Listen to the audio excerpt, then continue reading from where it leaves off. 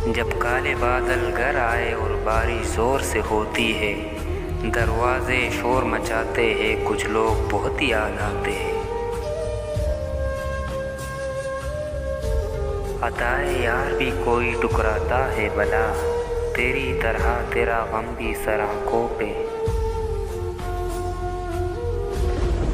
मुझको खो दोगे तो पछताओगे बहुत, ये आखिरी गलती तुम खूब सोच कर करना।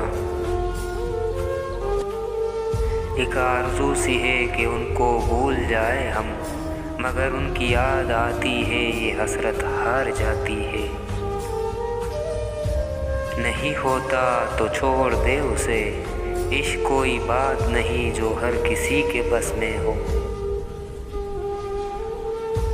तेरी हसरत मेरे दिल में यूँ बस गई है, जैसे एक अंधे को हसरत आँखों की।